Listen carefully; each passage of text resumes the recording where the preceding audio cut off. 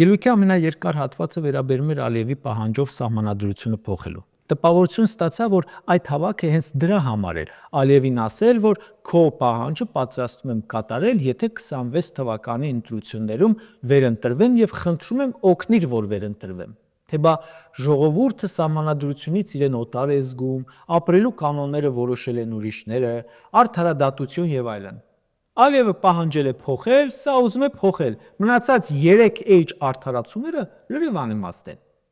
Նիկոլ Փաշինյանն ինքը որոշում է մեր երկրում ում բռնեն, ում բաց թողնեն, ումից ինչ խլեն և որքան խլեն, ումից խլածը ում տան։ Նիկոլ Փաշինյանը մտածում է, որ ինքն է որոշում, ով լինի կաթողիկոս, ինչպես ընտրվի, որ դատավորը, որ դատական նիստը ոնց անի ու ինչ երգով ավարտի։ Ինչ սահմանադրություն։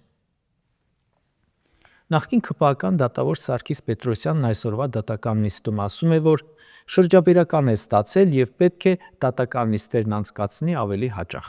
Այսինքն, շրջաբերական ուղարկողը ինքը դատարանի փոխարեն որոշում է ու դատարաններին պարտադրում, ոնց պետք է նիստերը նշանակի, ըստ երևույթին նաև ինչ խոսի, երբ մտնի խորհրդակցական սենյակ ու ինչ որոշմամբ դուրս գա։ Նիկոլ Փաշինյանը, որը դժվար չէ կռահել էդ շրջաբերականի հեղինակն է, հենց այդ մարդը խոսում է սահմանադրությունից։ Լավ իսկ